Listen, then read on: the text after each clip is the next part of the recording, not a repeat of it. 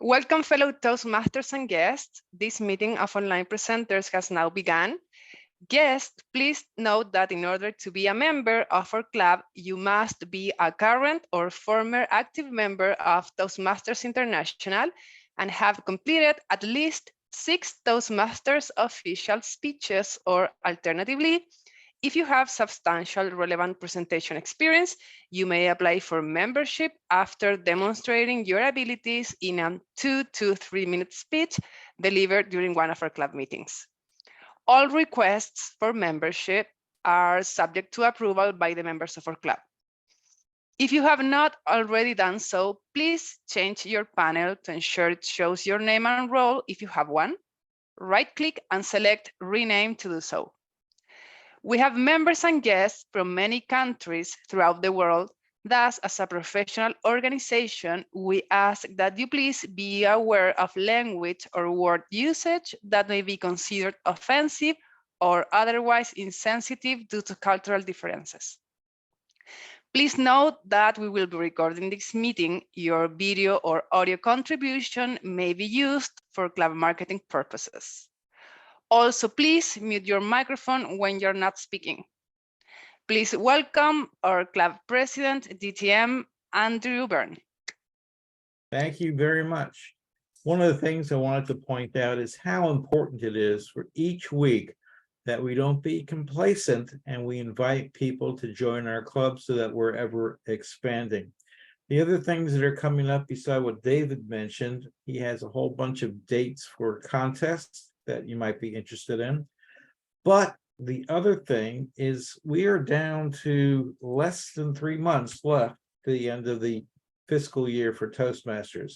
That means if you have a pathway to consider finishing or any other awards that you want to get done, take laser focus and take the opportunity that the club affords by having these speaker-thons and other opportunities to speak to get those awards accomplished. How many of you have triple crowns this year? Okay, am I the only one? There's Joni. People get triple crowns when they accomplish 3 elements in the Toastmasters program, like levels 1, 2, and 3. Therefore, think of how you can accomplish those things before the end of this year. The other thing is we're going to have a vote for the new officers sometime before May, probably the last Monday of April is the 24th, probably on the 24th. And that's important to know that because many of you have roles already. The only role that's a mandatory switch is the president's role. The president is not supposed to serve consecutively in that role. So we're going to try to keep that straight. And for anyone else that wants to maintain themselves in their own role, great. But it's important to serve as a club officer. One of the reasons is it's one of the criteria for a distinguished Toastmaster, but that's not the only reason. We have close bonds here in the club, and we want to provide opportunities for you to strengthen those bonds while improving the quality of the club. The last thing is August 13th through 16th, I believe, is the Bahamas. That's the international trip. And be aware that it's on the website now for Toastmasters. So you go to the splash page, sign up virtually for $55, see the World Championship, or you can actually go to the Bahamas, which is a short flight for most of us in South Florida. But if it's not a short flight, it'll be a worthwhile trip. And I recommend that you all do that. Do it before the hotels book out and you don't have a place to stay. So those are just some words of encouragement. At the end of this meeting, we'll call up our guests and get your sense of your impression of what you experienced during this time with club online presenters. Back to you, Toastmaster of the Day.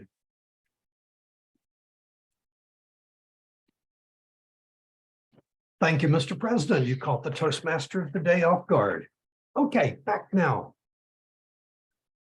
Good afternoon, good evening, or happy tomorrow, depending upon the case that it might be.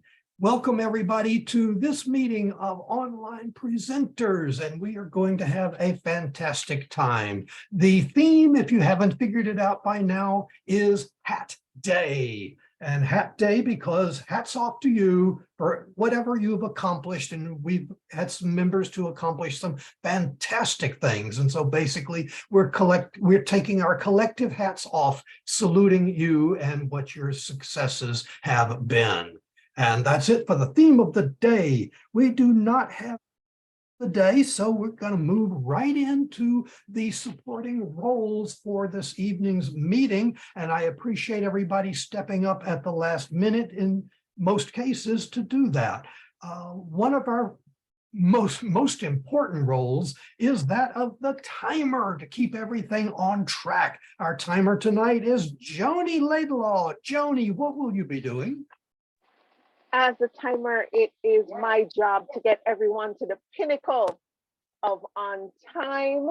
And as such, I will be doing that by displaying my cards on the, get this, timer version of myself. For the 5 to 7 minute speech, I'll display green at 5 minutes, yellow at 6, and red at 7.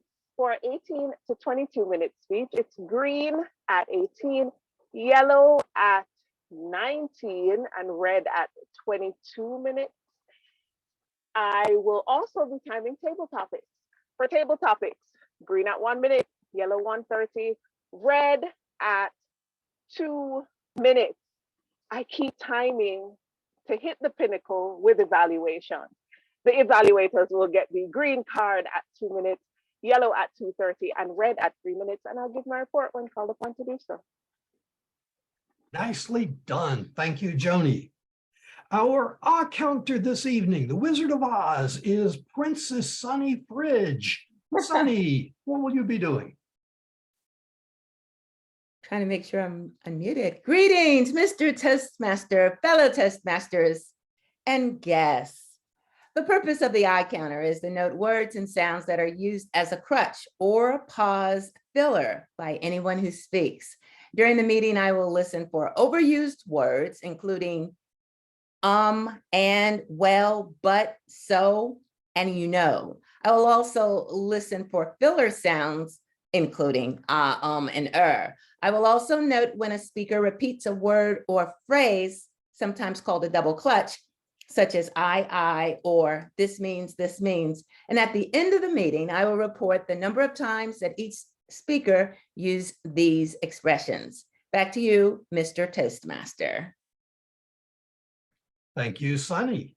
Woo! Our grammarian this evening. Oh, we are lucky to have one of our guests stepping forward, but hopefully soon to be member, stepping forward to serve as grammarian this evening. Kirthika, would you please tell us what you're going to be doing as grammarian?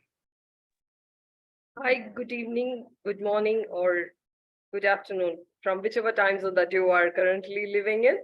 So I'm Kritika. I would be your grammarian for today. I would be looking for the perfect sentencing, as well as the way that the sentencing is formed during the speech that is getting delivered. It happens with all the evaluators as well as with the participants who are speaking today. So I'll be taking up this role as an ad hoc way to serve the club in a better form and to have fun around. I already have witnessed a perfect way of speaking by everyone. There is no role for me initially. So let me also pitch in to get or indulge with yourself enjoying the meeting. Thank you for inviting me. Thank you for being here, Kirthika, and thank you for stepping up. We appreciate that. All right. Our watcher this evening is just somebody that just, I don't know, can't get him to volunteer to do anything. President, Topics Master, and Watcher, Andy Byrne. In your role as Watcher, what will you be doing, President Andy? My eyes will be focused, looking at your little square boxes to see how you're representing yourself. Are you using your hands? Are you using your eyes? Are you using your facial expressions to support your speeches? This is what the watcher does. Are you dead center in your screen? Are you fitting 2/3 of the way using a rule of 9s on your picture. We see happy smiles. These are the things that the watcher does, and I'll report when called upon by the general evaluator at the end of the meeting. Thank you, President Andy. All right, our chat monitor. A chat monitor is something that's relatively unusual. Most Toastmasters clubs don't have it, but we do. Carolina Ramirez. Carolina, what will you be doing as chat monitor? Thank you, Jim. I'll keep track of our chat and I will highlight the most important things I read in our chat. And I read that today's your birthday. Is that right? Happy birthday, Jim. Unmute your microphones to sing. Oh, Happy 1, 2, birthday 3 to to you. Happy birthday, Jim. Happy birthday to you. you. Happy birthday, Jim Barber. Happy birthday to you. And thank you so much. With Zoom lag, that was interesting, but thank you. I appreciate that. Actually, my birthday was a couple of days ago, but if I lived, well, I don't know, what would be the opposite? Yes, Australia is tomorrow. Where's yesterday on the globe? Anyway, Alabama. thank you. Good back point. to Okay. Ad. Alabama, what? Sonny, you're have close to there. That's in the same general direction. Okay. State boy. Carolina, you're another person doing double duty tonight. What will you be doing as vote counter? I will count your votes for your favorite prepared speaker, best table topics speaker, and your favorite evaluator. And I will put a link in the chat and you will vote clicking that link. Back to you, Jim. Muchas gracias, Carolina. De nada, All right. Jim. Let's get started. Our first speaker this evening is Graham Cairns, coming to us from tomorrow. Graham is speaking from the Presentation Mastery Level 5, demonstrating expertise. Prepare to speak professionally. It's going to be an 18 to 22-minute session, Madam Timer. And let's see, beer, bad dentistry, and botched translations. The sad story of witches in Western society. Today, Graham Cairns explores the connection between witches and beer, and how a bad translation may have led to an ongoing tragedy. Please help me welcome Graham Cairns. Thank you, Mr. Toastmaster, fellow Toastmasters, most welcome guests. Before we begin, I have to tell you a story I heard about a special coven of witches who established their covenstead, that's where witches live, in a desert. It was dry and it was sandy and there were no natural water sources at all, just sand dune after sand dune. But despite the lack of plant life, the witches never went hungry. Why do you reckon that was? Because of all the sandwiches there. Okay, no more bad jokes for a while. On a more serious note, you remember the witches scene from Macbeth where the three witches were standing around a bubbling cauldron, you know, bubble, bubble, toil and trouble. I want you to put in the chat what you think those witches were really brewing in that big old cauldron. Perhaps they were brewing world peace. I don't think so. Perhaps they were brewing rebellion. I don't know. What do you think they were brewing in that big old cauldron? Any suggestions? I'll be really surprised if anybody says that they were brewing beer, but in fact, it is quite possible. What am I talking about? Laken Brooks is a doctoral, or at least was a doctoral student of English at the University of Florida. I hope she's got her doctorate by now. She was writing in The Conversation a couple of years ago and said that the history of beer points to a not so magical legacy of transatlantic slander and gender roles. See, up until about the 1500s, brewing was primarily women's work. That is, until a smear campaign accused women brewers of being witches. In fact, she argues that much of the iconography that we associate with witches today, the pointy hat, the broom, the cats, they've all emerged from the connection to female brewers.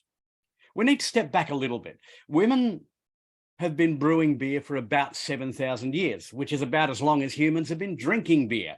The original brewers were women, from the Vikings right back to the Egyptians. Women brewed beer for religious ceremonies and to make practical, calorie-rich beverages for the home. In fact, the nun Hildegard von Bingen, who lived in what is now modern-day Germany, famously wrote about hops in the 12th century and adding that ingredient to her beer recipe. From the Stone Age to the 1700s, ale, and later beer, was a household staple for most families across Europe. The drink was an inexpensive way to consume and to preserve grains. For the working class, beer provided an important source of nutrients. It was full of carbohydrates and proteins, and because the beverage was such a common part of the average person's diet, fermenting was, for many women, a part of their normal household tasks. Now, some enterprising women took this household skill to the marketplace and began selling beer. Widows and unmarried women in particular used their fermentation prowess to earn some extra money. Married women partnered with their husbands to run their beer businesses. So let's travel back to the Middle Ages or the Renaissance. You go to a market in, let's say, England, you'll probably see an oddly familiar sight. You'll see women wearing big, tall, pointy hats, and in many cases, they'll be standing in front of really big cauldrons. But these women weren't brewers. They wore those tall, pointy hats so that their customers could see them in a crowded marketplace. They transported the beer in cauldrons. And those who sold their beer out of stores, they had cats not as some sort of demon familiar, but because, well, where you've got grain, you've got vermin. Where you've got vermin, you've got rats. Where you've got rats, you need cats to keep them away. In fact, some would argue that the iconography that we associate with witches, from that pointy hat to the cauldron, to the cats, to the brooms which were used to sweep up all the grain, they all originated from women working as master brewers. But just as women were establishing a foothold in the beer markets of England, Ireland, the rest of Europe, that was about when the Reformation began. This was a religious movement which originated in the early 16th century, and it preached much stricter gender norms, and it condemned witchcraft, possibly because of a mistranslation, which we'll get to a little later.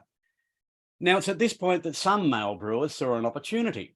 They wanted to reduce the competition in the beer trade and accused female brewers of being witches and using those cauldrons to brew up magic potions instead of booze.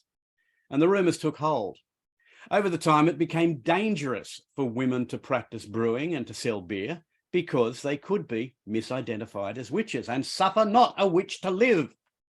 At the time, being accused of witchcraft wasn't just some sort of social faux pas. It could result in prosecution or a death sentence. Women accused of witchcraft were often ostracized in their communities. They were often imprisoned. And not all that uncommonly, they were killed. Now, obviously, not all men believed that women were brewers. Women brewers were witches. But many also believed that women shouldn't be spending their time making beer because this process took time, dedication, hours to prepare the ale, to sweep the floors clean, to lift heavy bundles of rye and grain. And if women couldn't brew ale, then they would have significantly more time at home to raise children, which is, of course, what women were supposed to do, according to the church in the 1500s. In the 1500s, some towns, such as Chester in England, actually made it illegal for most women to sell beer because they were worried that young alewives would grow up to be old spinsters and not spit out child after child after child. But here's an example of the law of unintended consequences.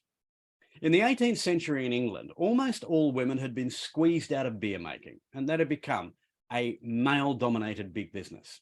So the women turned instead to gin, and that was a social disaster. Patrick Allett, in a lecture on the Industrial Revolution, says there's a common pattern in provincial towns. Businesses grouped together by type. All the wheelwrights are on the same street, all the butchers, all the candle makers, they're all together.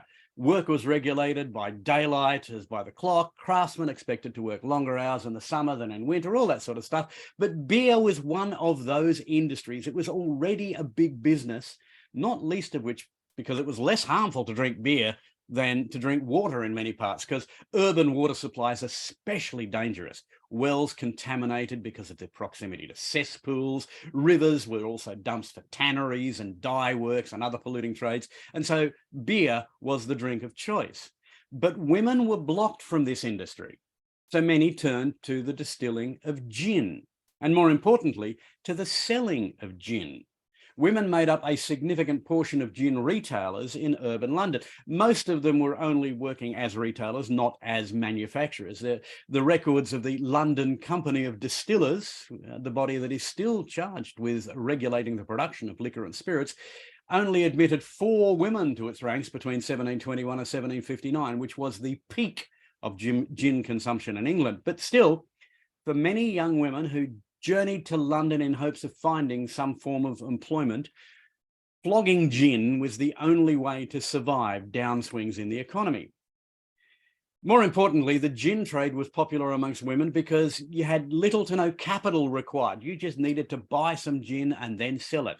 You weren't required to gain membership of a professional guild, and it was one of the very few fields in which women were not explicitly forbidden from taking part. But gin contributed to poor health and premature death, particularly in England, and it was hard to regulate. It was often contaminated with turpentine, for example. And I have to say, with some gins, it'd be really hard to tell the difference in taste. But generations of working people drank away their pay rather than struggle to get ahead. But you can't blame the women in the gin industry for this. They were largely forced into it because they were blocked from brewing or even drinking beer. And men's domination of the beer industry has endured.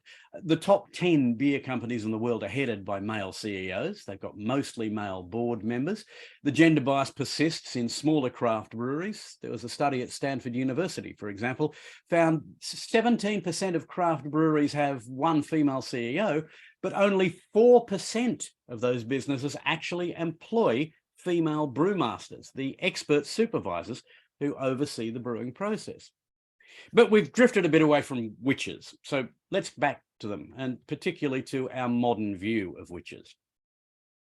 Science fiction writer Isaac Asimov, in a lecture he gave back in 1974, a lecture called The Future of Humanity, gives a fascinating possibility on why we see witches the way we do.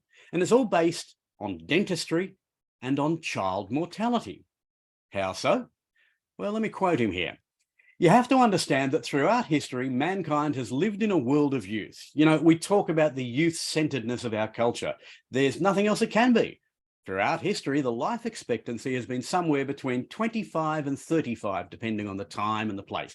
Very few people lived to middle age and beyond. Very few.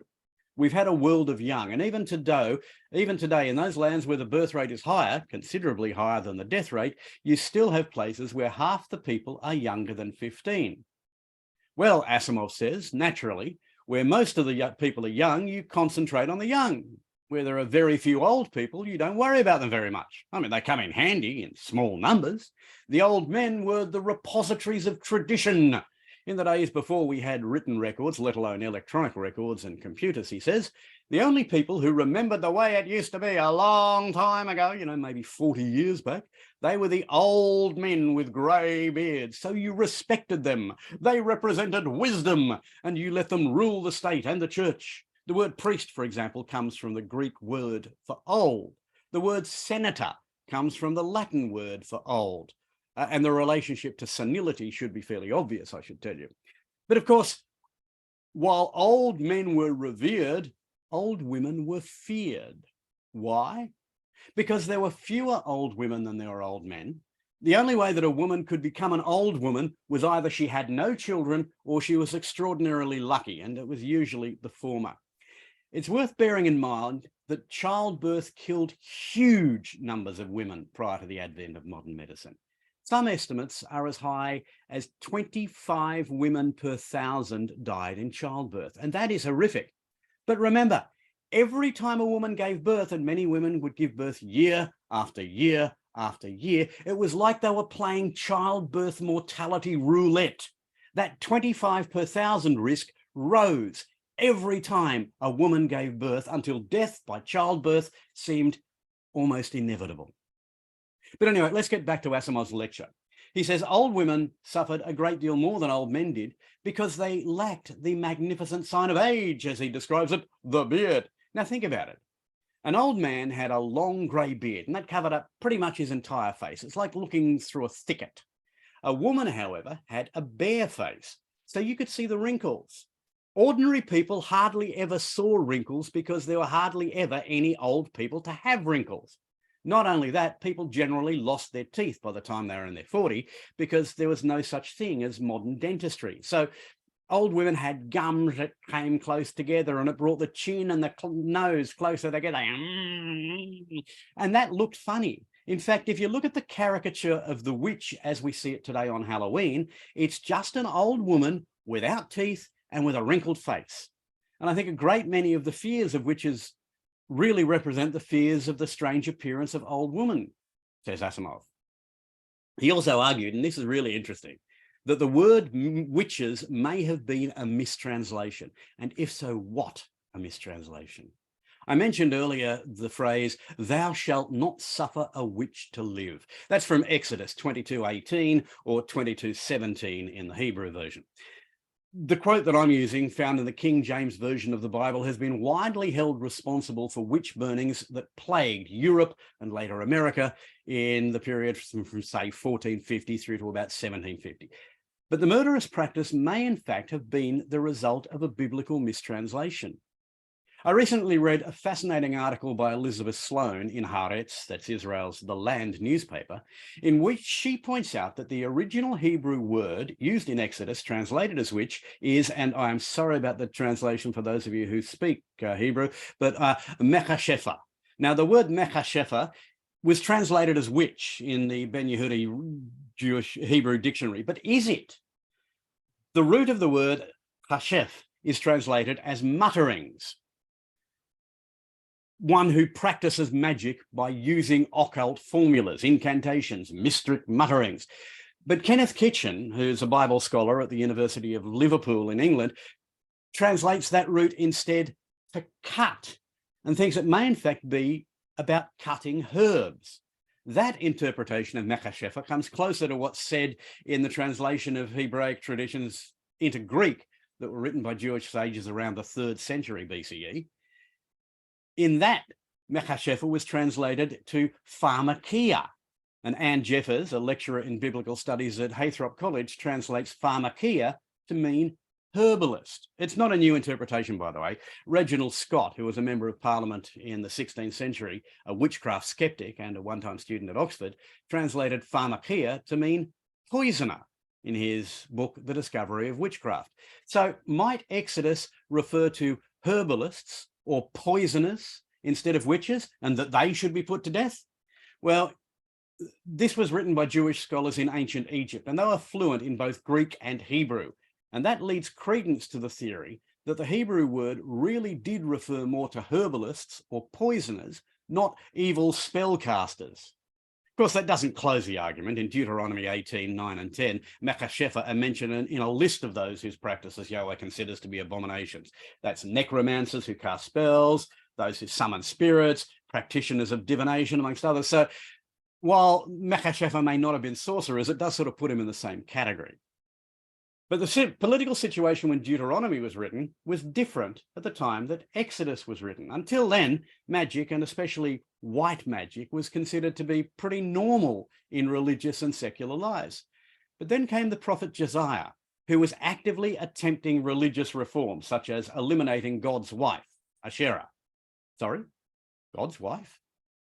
Yeah, to early Jews, God was married and his wife Asherah was represented by a tree.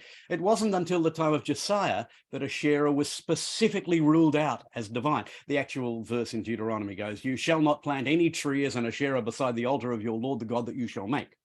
So goodbye, Mrs. God at this point. But anyway, back to witches, or more correctly, back to mechashefa. They were associated with pagan practices and they may in fact have practiced magic. And as the more strident monotheism being promoted by Jewish civic and religious leaders took hold, the Nechashefa were not the most popular people. But be that as it may, by the time we get to the Latin Vulgate Bible, that is the basis of Christian Bibles, Nechashef was definitely translated as evil witches, and hence the King James Bible quote, "Thou shalt not suffer a witch to live," which, as I say, may be one of the most unfortunate mistranslations ever. Actually, staying with biblical translations, I've got to mention my favorite one here. What's the difference between a rope and a camel? A single letter. You see, in Greek, the primary language of the New Testament Gospels, the word for camel is kamielon, K-A-M-I-L-O-N.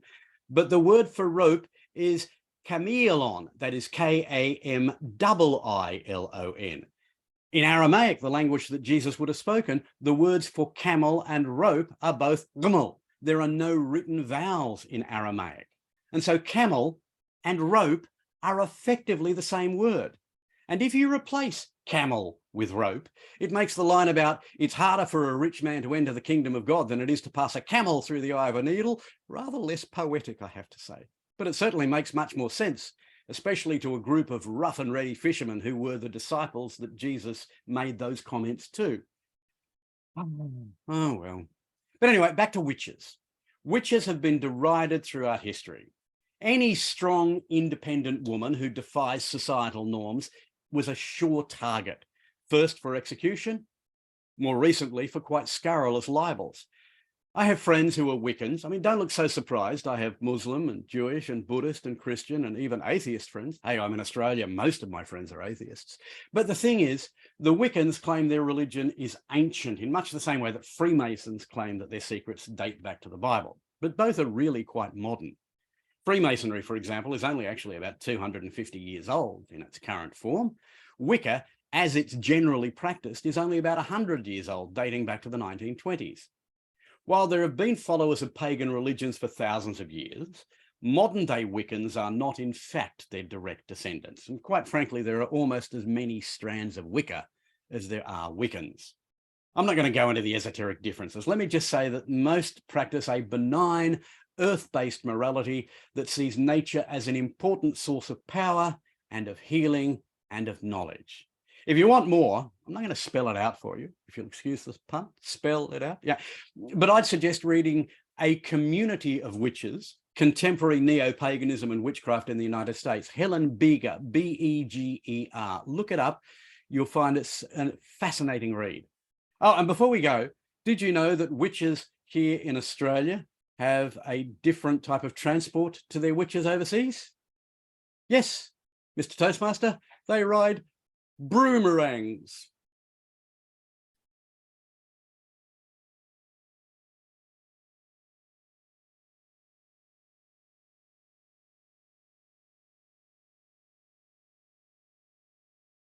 Excuse me, Mr. Graham, I was recovering from that pun. You caught me off guard with that. Thank you, Graham Cairns. Wow, I thought I knew beer.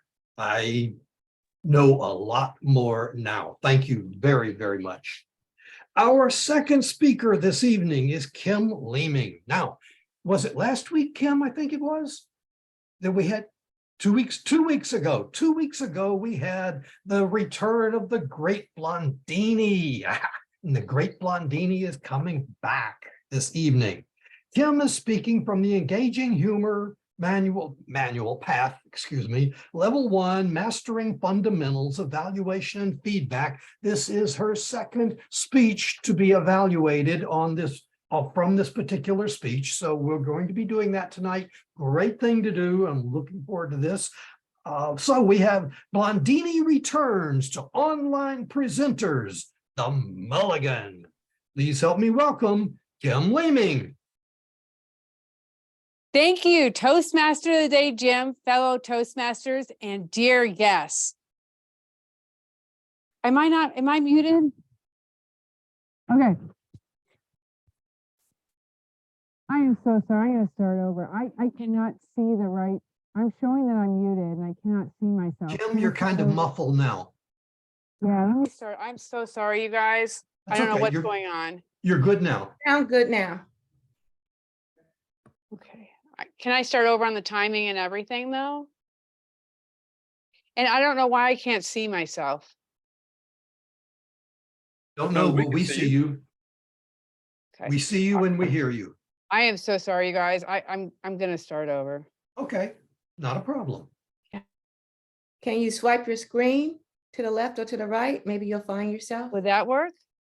sometime. You guys, I'm so sorry. I cannot tell you how hard I've Guys, worked hey. on this. It's technology. Technology isn't supposed to work. Okay, you Written guys, I'm down just gonna, somewhere. Take I'm your gonna do time, this. Kim. I'm so sorry. I'm gonna start over and do this without Don't watching this. apologize. And I'm so sorry. Here we go. You got it? Go I'm Take it starting away. now. Okay. Please help me welcome Kim Leaming. Thank you, Toastmaster Jim, fellow Toastmasters and dear guests. You already know Kim Leaming, the Toastmaster. Tonight, I'm going to reintroduce you to Blondini, the magician. Hello. It's so great to be back here at Online Presenters, my favorite meeting place in the whole world. I already said it, but I don't know what it's called. And yep, Online Presenters. Oh, you guys, I'm so okay. By show of hands, who here appreciates the fine art of magic when performed correctly? Looks like everybody. I will do my best not to disappoint any of you. Thank you very much. $500, and that is all that thing does. There's another $100. Ta-da! If you're wondering about the rabbit, he is no longer in the show. You know, he should have never peed in the hat. $8 rabbit, $100 hat. You do the math. I know I can't because I'm Blondini. So as a magician, we always hear the best place to be as a magician is Las Vegas. I wanted to go, so I tried to look it up, but I couldn't find any information about what happens in Vegas. But I did hear the old saying that you only need 5 cards to win in Vegas. I didn't know what that meant. So I asked my husband, I said, babe, I've got 1, 2, 3, 4, 5 cards in my wallet. What do I need to win in Vegas? He said, well, he actually quoted Whitney Cummings when she said, Vegas is a lot like marriage. In the beginning, it's super fun and exciting. And then later, you just start wondering, where'd all my money go? Not the answer I was looking for. So I asked my best friend. I said, I've got 1, 2, 3, 4, 5 cards in my wallet. What do I need to win in Vegas? She said, well, you need a credit card. And then you need another credit card in case the first one gets maxed out. But I didn't want to go shopping. So I went to my astrologer and I said, I've got 1, 2, 3, 4, 5 cards in my wallet. What do I need to win in Vegas? Well, she dealt out 3 tarot cards.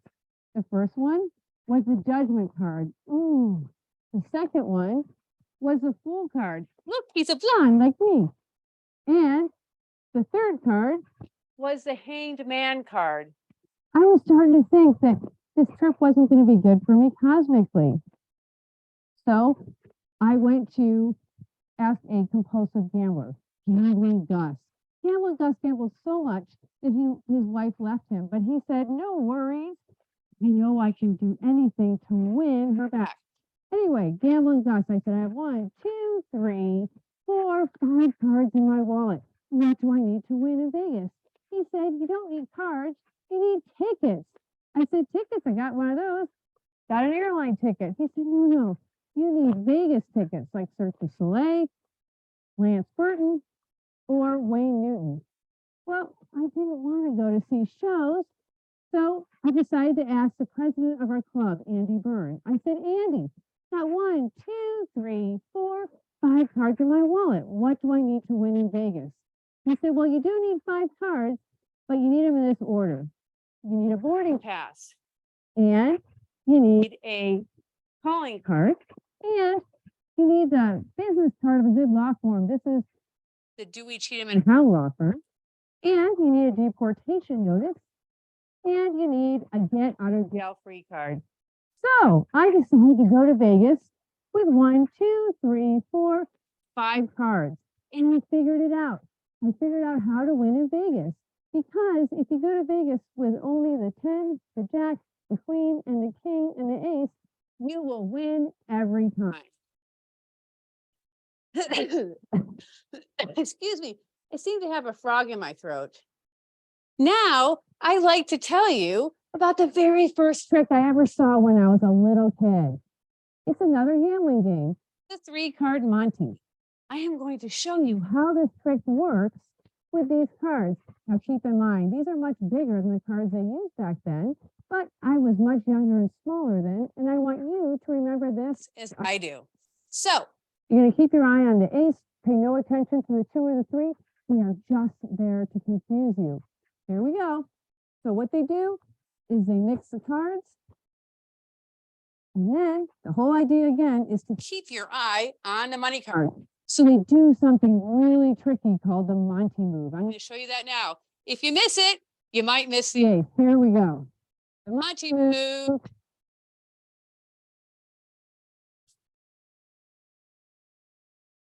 Did you see it? Did you see me put the ace there? Actually, that's the 2. The ace is over here. Okay, let's do this again. This time, I'm going to go slower so you can catch me. Are you ready? The ace. The 2. Just kidding. Here we go. Keep your eye on the ace. And mix them up. Just like this, just like that, just like this. And again, you're going to keep the whole idea. Keep your eye on the money card. You raise it up so you guys can see it. Keep your eye on the money card. Here we go. The Monte move.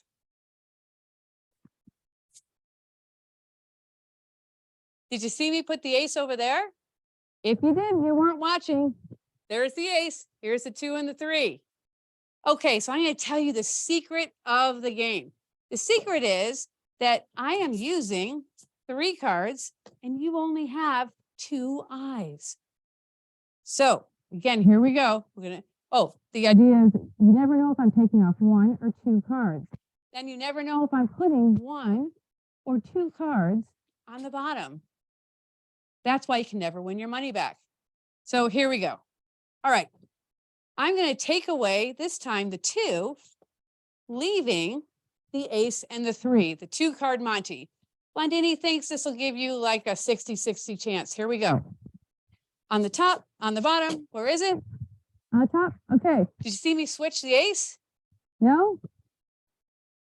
Here's the ace, not over here. 3-card Monte. I've enjoyed sharing Blondini's magic with you, and I'm looking forward to becoming a little greater and reaching the pinnacle of my magic. Thank you. Back to you, Toastmaster of the day, Jim. Thank you, Kim. It is always a pleasure to hear from the great Blondini. I hope this will not be the last time. Madam Timer, how did our 2 speakers do this evening?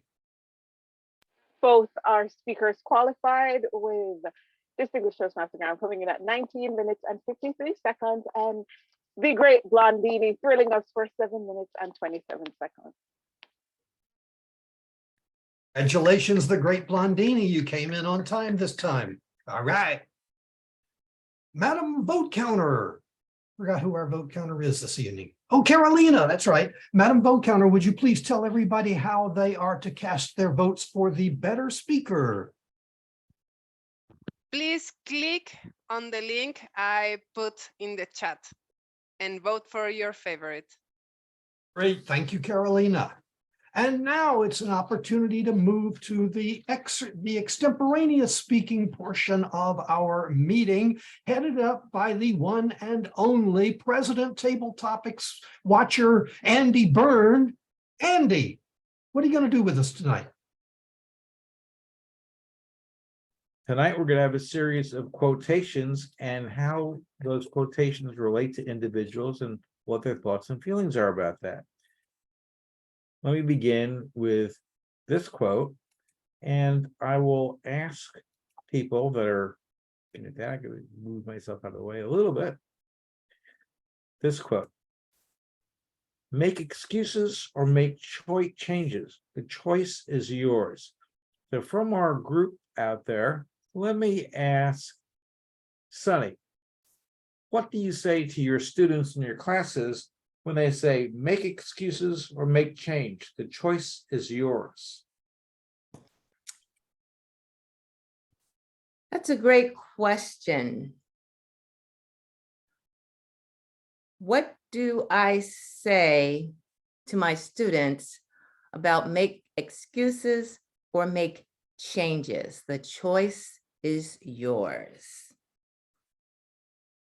One thing I know is I tell my students the choices you make you. And that change is inevitable. It will come. But you don't want to make excuses. You can just make changes. You can't always do something about what is happening in your life, but you can change how you feel about what is happening in your life by making a choice. I believe knowing that you have choices will help you make changes. And my students that I've had the pleasure of inspiring, teaching, I pray for them as they make these changes and choices. We're living in such a digital world. It's like so much to choose from, that they'll make the best choice. Since I teach at a Christian school, they have already chosen the Lord, and that puts them a step ahead of others because I am also a person of faith. So make excuses or make changes. The choice is yours.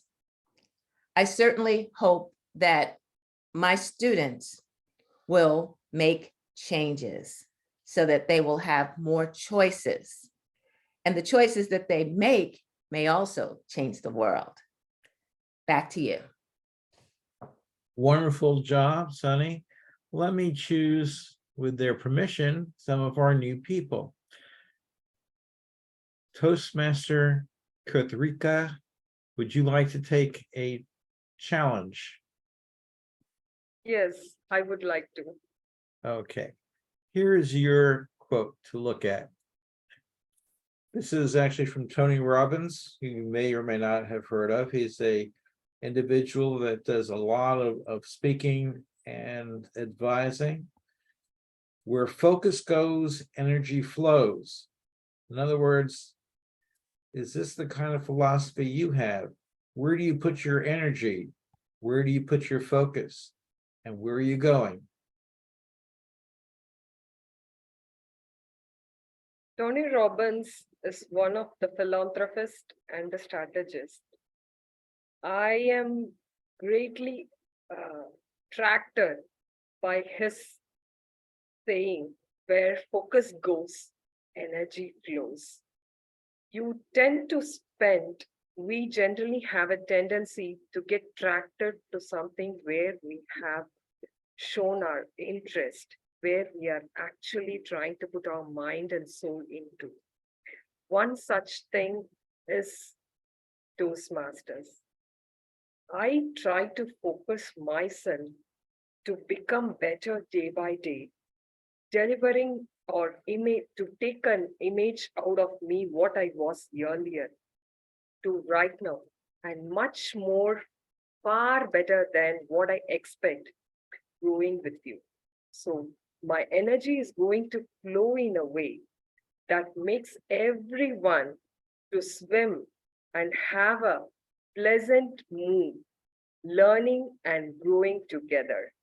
Thus, this strategist and one of the author of greatest books, which I don't remember currently, though I would say he has mentioned this to embrace our life, to flow with the world's speed and pace and get yourself focused on what you need.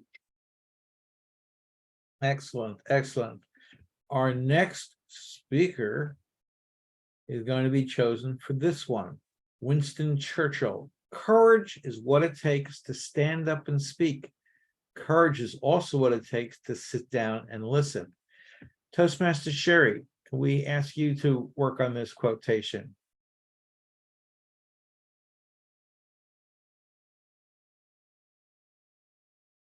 Sherry Jean Charles? unmute. Yes. Yes, I do. Yes. This quote is for you.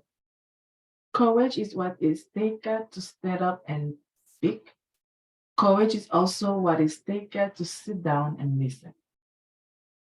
I think that quote is talking about balance, how to balance your life, to know exactly when to speak up and to sit down and listen.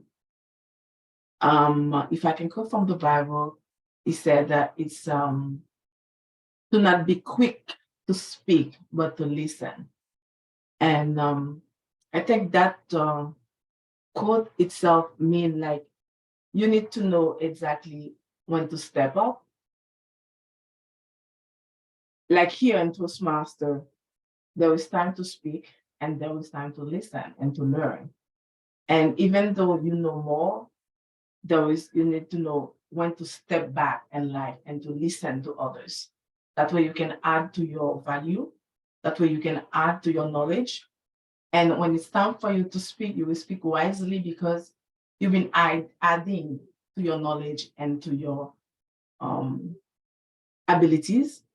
And when it's your turn to speak, you will speak better than if you always speak and never listening. Back to you, Toastmaster.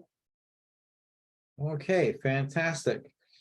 I see we have another guest. Tanya, could you unmute yourself?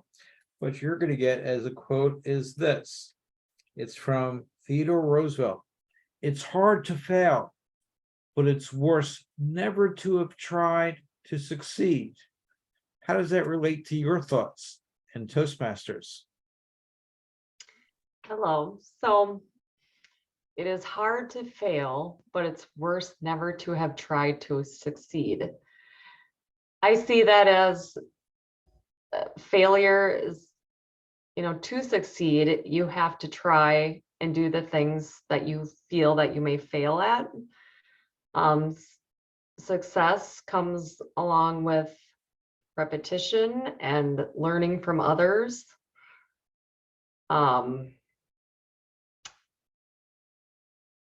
Yeah, so that's about all I have. Sorry. Okay, wait for the thing to turn green. That's the whole point. Where is it that turns green? Look at the timer, and when the timer shows that you've hit at least 1 minute, then it'll go green. It's probably in the upper left-hand corner See what if you're on a computer. Yeah, I don't see it for some reason. That's all right. Are you on gallery? No. Let's see Okay. here. Go In to any case. gallery view. Just- There it is. And We it's got green anyway. You're cool. Okay, all right. fantastic. Next time. Yeah. Okay, Mr. That was great. Toastmaster of the day. Do we have Thank you. time for one more? I'm afraid we don't, Andy. Thank you. Okay, I call on the timer to ask, did everybody meet the time requirements for the table topics today? Everyone did qualify. Tanya making it to the green. Okay, I return it back to Jim and the general evaluator to be called upon. Right. Thank you very much, Andy. And now, as Toastmaster, it is my pleasure to turn the meeting over to our general evaluator, who happens to be me. Thank you, Toastmaster me. It's a pleasure to take over from this point forward. And I now will introduce our first evaluator, who is not me. Our first speaker was Graham Cairns this evening, and we are lucky to have the original charter president of our club evaluating Graham's presentation, David F. Carr. David, take it away. Thank you, Mr. General Evaluator. fellow Toastmasters, always wonderful to have guests in our virtual room, and especially Graham. Graham has been with online presenters since the beginning, so I've seen him give a lot of speeches, and many of them involve spinning a tale about history, about things that he has studied up on and researched and gathered together. And it always does make me a little bit jealous of your storytelling abilities, Graham. So I bow to you in that respect.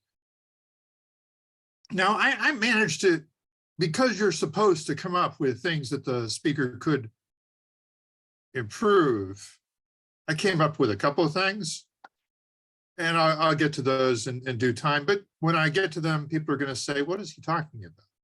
I didn't notice that. That was not a problem.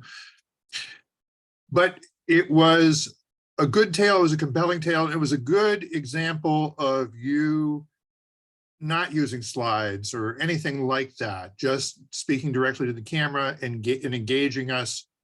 And I think that's appropriate for this speech that is supposed to be about preparing to speak professionally, about being able to be up there as the keynote speaker without a lot of crutches and hold your audience's attention. And so I did figure out at some point that you were using a virtual background, because when you held up the Peaked Witches hat, the background kind of flickered. And so that made me wonder, did you really even need the virtual background? I don't, you know, maybe your office is as disreputable as mine is, and so you're looking for ways to hide it. That could be. But you brought us through the speech. You brought us through a tale of beer and gin. And, you know, I like gin. I guess I don't like it with turpentine in it. But so I was a little bit distressed about the dissing of gin.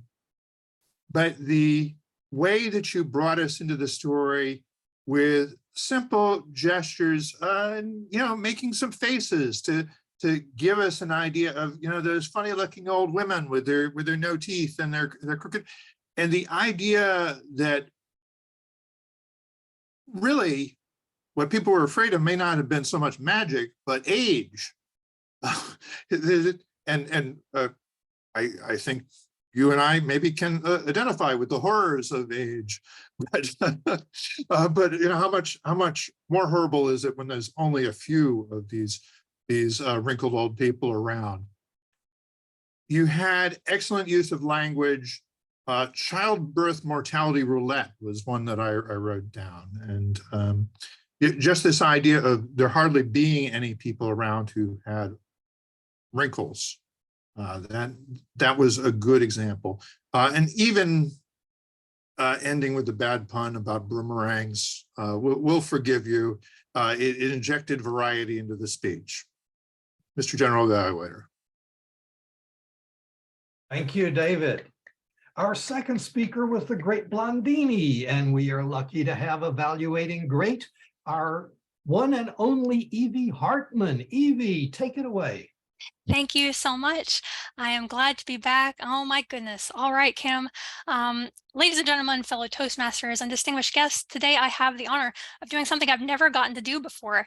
When you get to be the evaluator for an incredibly delightful and entertaining speech, and then you get asked to evaluate it again, you say yes. The only answer is yes.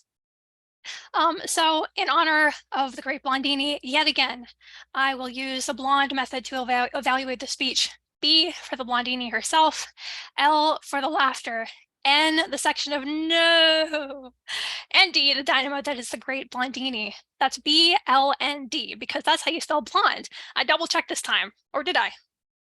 Yeah. First, number B. Blondini, you set the scene so well. Your costume, your hat, extra thematic this time.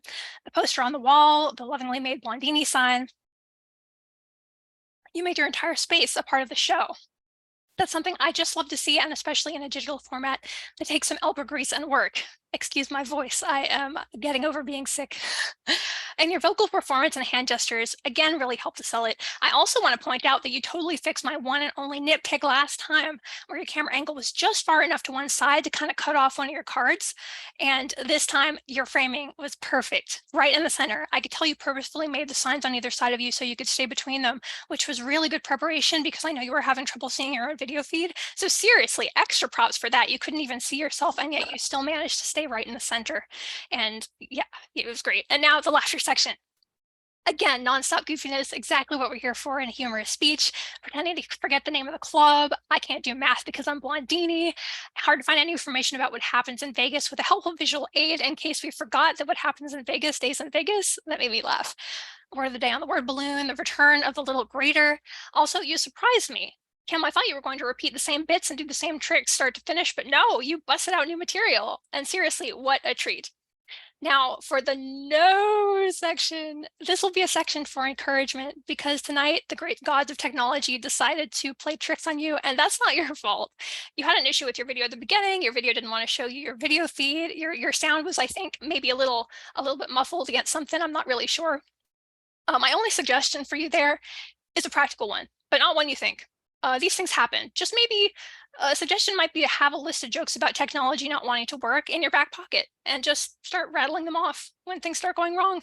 Your digital audience gets it, I promise you. We were right there with you like, oh my God, this has happened to me so many times. We were all feeling for you and enjoying your speech anyway.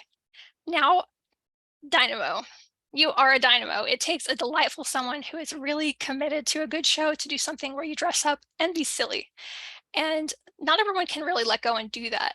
And last speech, you were amazing. This speech, you were amazing too. Your confidence, energy, and just willingness to do this were contagious. And I was so engaged and entertained. And, you know, I just enjoyed the heck out of it, Kim. I cannot wait to see the next appearance of the great Blondini. So here's to our magical, hilarious speaker. May you continue to enchant us with your wit and charm. Cheers. Thank you. Thank you, Evie. Despite your not feeling well, Gesundheit, I'm so glad that you were here tonight. Thank you very much. Thank you very much. Madam Timer, how did our evaluators do? Both our evaluators came in on time. Standing.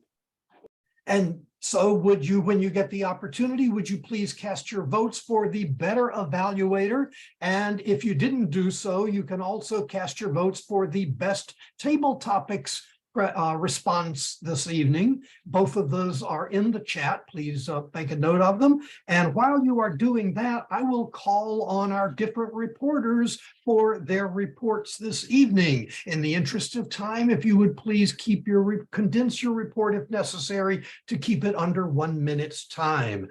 Let's start with our watcher, Andy Byrne. Andy, what did you see tonight? I saw that everybody was perfectly centered in their frame. You could take a ruler for each row and everybody was dead center, looking at the camera, engaging. So congratulations to everyone. I think that a number of people could have been in brighter backgrounds, but by and large, everyone was dead center and the camera was focused right on them for engagement. Thank you. Thank you, Andy. And the Wizard of Oz tonight was the Princess Sunny. Princess Sunny, how did we do?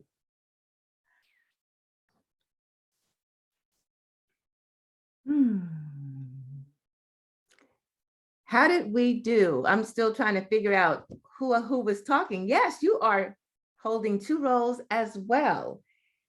Let's start with Mr. Jim. 2 so's, 2 ands. Kim Leaming, you had 2 wells.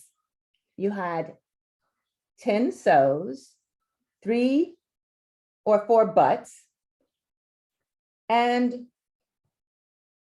about 8 ands. Andy, you said okay, and you had a couple of ands. Everyone else was pretty minimal. Evie, 2 ums, 2 so's, and an all right, and yeah, you know. David's crutch words, you did a couple of double clutches, it, that, and a you know. Graham had quite a bit in the "and" department, but he spoke for many minutes. I think it was 17. What is amazing is that in that time, he did not have an I think that in itself is amazing. Back to you, Mr. General Evaluator. I agree with you, Sunny. Thank you very much. Our chat monitor this evening was Carolina. How did we do chat-wise? Jim, I just want to highlight one thing from our chat. We are looking for our next officers. If you are interested in taking one role, or maybe you're interested in serving our club, contact David. And your birthday. Back to you, Jim. Thank you, Carolina. And finally, our grammarian this evening was our soon-to-be member, I hope, Kirthika. As grammarian, Kirthika, how did we do grammar-wise? Thank you, Jim. As a grammarian, I should pay close attention to improper language, as well as mention about the outstanding quotes. My duty also includes to introduce a word. So better be late than ever. I'm introducing the word fedora. Let me have a quick introduction about fedora. Fedora hats were seen as a feminine hat with masculine undertones in 1883, which was inspired by the drama called Fedora, created by the French playwright. Soon after, fedora hats became a popular fashion statement and symbol for women's rights activists standing for liberation and assertiveness. So this also spread out to women and fashion-forward men like Oscar Wilde and Prince Edward VIII and many others later. So, introducing the word fedora, I would urge everyone to say fedora. And speaking about my part, I would like to mention about the thoughtful quotes that were quoted by Andrew Ben, that were resembled or reflected here by Andrew Ben. They were quite informative, and it made us to realize about confidence, thoughtfulness, and becoming agile with the flow of the world.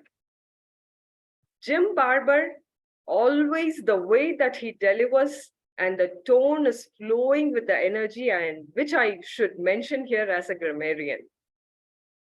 I love the feedback that has been provided by both the evaluators who gave us cheerful way of handling things, and they have shown us how to provide feedback in a much more pleasing way.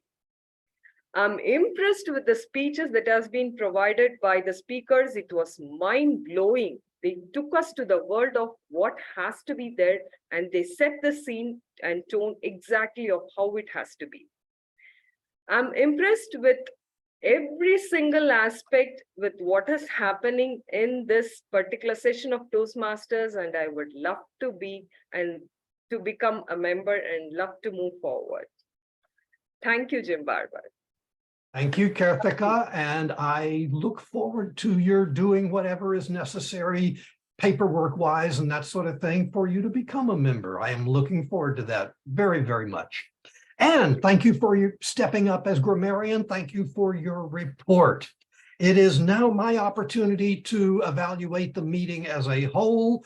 I would talk about the disappointment of the lackluster attendance, but there's no point in my telling you that because you showed up. So I will talk to the people who are watching this perhaps on video. Why weren't you here? Joining online presenters and not attending a meeting is like joining a gym and not just going and looking at everybody else working out. You're not accomplishing anything. So we need you here. But everybody that is here, thank you, because you made the meeting great. Some people stepped up and wore two hats, as Kim is doing right now. And so I appreciate that. Appreciate so much you're doing that. Speaking of Kim, let me issue special kudos. Evie has already said that, but I want to say the same thing. You got Oh, you got clobbered by technology tonight, Kim. And all I can say is that happens. That happens. All you can do, that's real life. Frankly, it's not that hard to give a presentation when everything goes right. You know, it's hard, but it's not that hard. It's when doing a presentation and everything goes wrong. That's when you are proving something. So congratulations, you stuck with it. You did great. It was so good to see the great Blondini. Beer, great Blondini. This was a terrific meeting. I enjoyed it. I returned control. Oh no, before I do that though, I need to ask our vote counter if she's had the opportunity to tally the votes this evening. Yes, Jim, the winner for the best table topics speaker is drums, Kirthika. The best evaluator is Ivy. Woo! And the best speaker is Graham Cairns. Congratulations to the winners. Back to you, Jim. Congratulations. Thank you. Thank you, Carolina. Congratulations to the winners. But as I say, congratulations to everybody who showed up here tonight. In my book, you are all winners. And with that, I happily return control to our Toastmaster of the day, which is me. And I return control to our president, who is not me, Andy Byrne. Take it away, Andy. Finish us off. Thank you very much, Jim. It's on the East Coast in South Florida, it's 8:57. So we're going to try to wrap this up in the next 3 minutes. First, providing about 20 to 25 seconds of impressions, not like comic impressions, but your judgment of how you felt in this meeting. And would you like to be a member of this club? Start off with Sherry. Shirley. Unmute. Yes, yes, I would like to be a member. Like I said, I talked to Jim before. I said I would stick here, and I would like to be a member, and I'm ready. Okay. I was waiting to ask. I don't know if it was now. I am not qualified for the first part, like the six things before, because I only did 2 when I was back then, and then it was the book time, like you said. But now I would like to do the presentation. I don't know if there is place for next week for my presentation. And I would like to know how should it be? It has to be presenting me, or it has to be any kind of speech, and I would like to have an idea. Kim will follow up with you and work out the details. And for those members, knowing that Toastmaster Kurthia, I can't pronounce it, our Toastmaster Karthika, she's met the criteria of 2 meetings, and what we will do is we'll send a ballot out to you to vote her in, and hopefully when she comes back next week, she'll find out that the club has voted her in. At that point, let me just ask Tanya, can you give us a 20-second feedback of how you felt in this meeting? You feel comfortable? Were you at home? Anything impress you? Yeah, I love listening to the speeches. They all sounded very professional and very entertaining and funny. It's been a very long time since I've been to a Toastmasters group, so it's kind of all coming back to me how all of this works. Oh, and I actually found the timer now. I was in the wrong view. So I guess I was in the gallery view.